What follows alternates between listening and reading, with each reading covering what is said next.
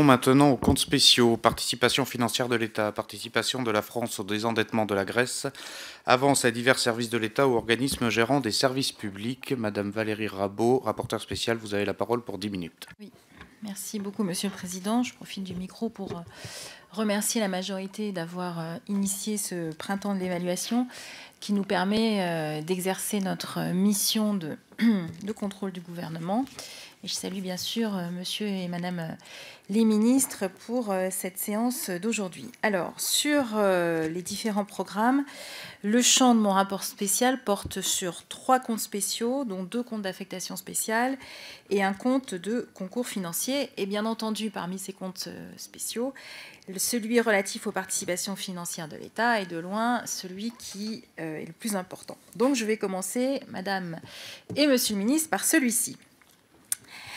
Lorsque j'avais eu l'occasion de le dire lors de la loi de finances, nous votons n'importe quoi sur ce compte d'affectation spéciale, puisque chaque année, nous avons voté 5 milliards en recettes et 5 milliards en dépenses, à peu près, sauf une année où nous avons voté 6,5 milliards. Alors, Monsieur le ministre, vous nous aviez répondu que pour éviter de donner de l'information au marché sur vos intentions, vous étiez contraint de ne pas donner d'informations au Parlement. Bon, je le comprends. Je comprends bien qu'il y a des situations où, effectivement, pour gérer le compte d'affectation spéciale, il est nécessaire d'avoir un peu de doigté et qui passe par un peu de discrétion en la matière. Néanmoins,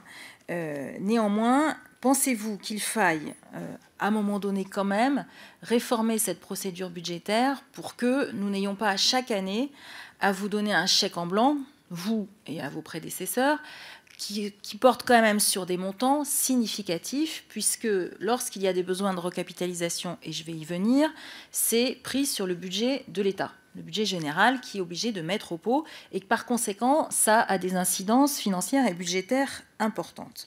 Donc ça, c'est ma première question. Je l'avais déjà posée, je pourrais peut-être la reposer d'ailleurs plein de fois, mais en tout cas, elle me paraît être extrêmement importante. Sur maintenant les recettes. Alors, le solde annuel au titre des recettes de l'exercice 2017 est déficitaire de 751 millions d'euros, à raison de recettes qui sont de 7,9 milliards sur l'année 2017 et de dépenses qui sont de 8,6 milliards sur l'année 2017. En conséquence, sur le projet de loi de règlement que vous nous proposez, le solde reporté du compte, quand on cumule tous les soldes d'ores et déjà engagés, est de 9 milliards au 31 décembre 2017. Alors, Monsieur le ministre, ça signifie qu'aujourd'hui en caisse, en termes de solde, vous avez 3 milliards d'euros et que des autorisations de dépenses sont possibles sur ce compte sans recettes supplémentaires à hauteur de 3 milliards d'euros. Pourquoi, par exemple, pour quelles raisons n'est-il pas envisagé d'utiliser cet argent pour financer le fonds pour l'innovation, par exemple? Toujours sur les recettes, page 22 du rouge, là, le rapport que vous nous avez remis, il contient les indicateurs. Alors, ces indicateurs appellent plusieurs commentaires. Plusieurs d'entre eux ne sont pas renseignés pour l'année 2017. Je pense notamment à la rentabilité opérationnelle des capitaux employés. Pas plus ni en prévision actualisée, ni en exécution. Ça, c'est l'indicateur 1.1. Idem pour le suivi et la maîtrise de l'endettement. Tout ça, ce sont des données qui ne sont pas remplies à ce stade.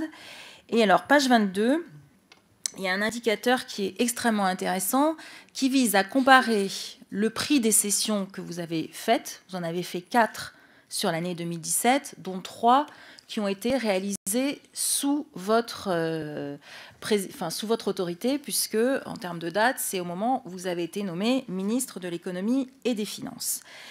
Cet indicateur vise à comparer le prix de cession et le prix sur les 6 mois avant de l'action et les 6 mois après. Bon. Alors, je vais être un peu cash, mais ce n'est pas très grave. Sur l'année 2017, c'est le plus mauvais bilan comparé à 2015 et 2016. C'est-à-dire que pour 2017, vous avez un écart entre le prix de cession et les prix de cotation des actions que vous avez vendues de moins 12,1%, quand en 2015, en réalisation, on était à plus 6,35 et en 2016, on était à moins 3,9. Donc, est-ce que sur ce point-là, puisque vous avez vendu Engie, PSA, Renault, est-ce que vous pourriez nous donner quelques indications qui expliquent ce décalage entre votre prix de vente et le prix moyen de l'action, puisque là, on a un décalage de 12,1%. C'est écrit page 22, hein, c'est l'indicateur 2.1. Est-ce que vous pourriez nous donner des précisions sur ce point-là? J'en viens maintenant aux dépenses. Vous l'avez dit, Monsieur le Ministre, le grand sujet de l'année 2017, ça a été la restructuration de la filière nucléaire. Donc, recapitalisation d'Areva pour 2 milliards d'euros, recapitalisation, vous l'avez dit, de la nouvelle New Areva Holding pour 2,5 milliards d'euros, et avec, vous l'avez dit, l'activité Orano qui doit être recentrée sur le cœur de métier, et le rachat du titre Areva SA détenu par des minoritaires pour 290 millions d'euros. Sur ce point-là, le rachat d'une partie, je rappelle que là, ce sont des dépenses budgétaires qui ne sont pas des dépenses publiques au sens de la comptabilité nationale. Néanmoins, il y a des interprétations entre l'INSEE et Eurostat sur le traitement de la recapitalisation d'Orano. Et cette fois-ci, c'est pour 2,5 milliards d'euros pour la prise de participation. Monsieur le ministre, est-ce que sur ce point-là, vous pourriez nous en dire un petit peu plus pour savoir où en sont les discussions entre l'INSEE et Eurostat sur ces 2,5 milliards d'euros pour la recapitalisation? Toujours en termes de titres, de portage des titres tel qu'il est défini, la Cour des comptes a fait plusieurs recommandations, notamment dans son dernier rapport.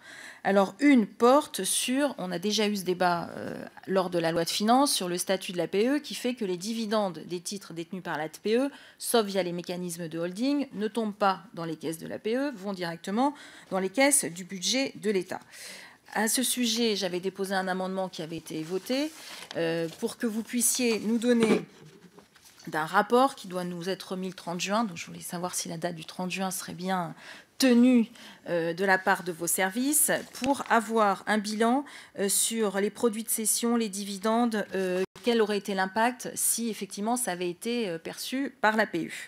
Sur ce sujet-là, la Cour des comptes, il y a quelques jours, a remis son rapport et a émis une recommandation qui est la numéro 3, qui recommande, je vais la citer, de remplacer à terme les indicateurs actuels par les 3 indicateurs suivants: l'évolution de la valeur économique des entreprises, les plus-values et les moins-values de cession. Ça, c'est extrêmement important. Et les dividendes.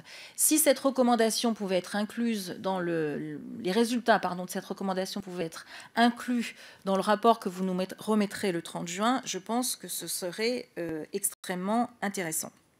Enfin, Monsieur le Ministre, lors du débat sur les privatisations, alors je reconnais que ça dépasse un peu l'exercice 2017, donc si vous ne voulez pas y répondre, évidemment, vous êtes parfaitement libre. Sur la dotation du fonds qui est censée être de 10 milliards d'euros pour permettre que le rendement de ce fonds serve à financer l'innovation de rupture, est-ce que vous nous confirmez que ces 10 milliards d'euros seront investis dans des OAT? C'est-à-dire qu'en fait, ça servira à désendetter l'État. Je sais que vous n'aviez pas souhaité répondre à cette question pendant le débat sur la privatisation. Peut-être que ce sera le cas aujourd'hui, mais peut-être que nous verrons plus tard pendant la loi de finances. Dernier point qui concerne le compte d'affectation, alors je ne sais jamais son nom, voilà, c'est sa participation de la France au désendettement de la Grèce. Donc effectivement, la consommation des crédits en 2017 a été nulle comme elle l'a été en 2015 et en 2016, tout simplement puisque il y a eu les rétrocessions à la Grèce ont été suspendues en l'absence de conclusion de la 5e revue du second programme d'assistance financière qui a été mis en place en juin 2014.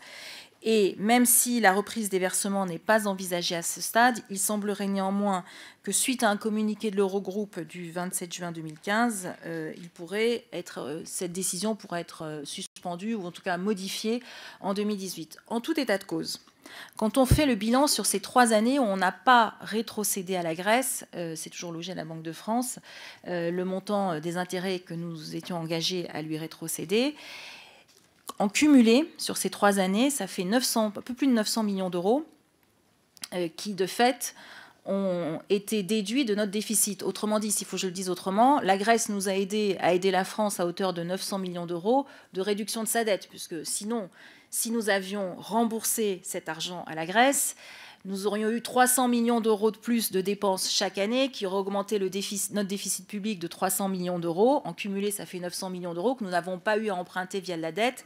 Donc, qu'est-ce que vous inspire ce constat, Monsieur le Ministre? Et est-ce que vous ferez partie des ministres, je vais conclure, des ministres européens qui plaideront pour qu'on arrête et que finalement on rembourse à la Grèce ce qui lui devait lui être remboursé? Je vous remercie. Merci beaucoup, Madame la rapporteure. Monsieur le rapporteur général.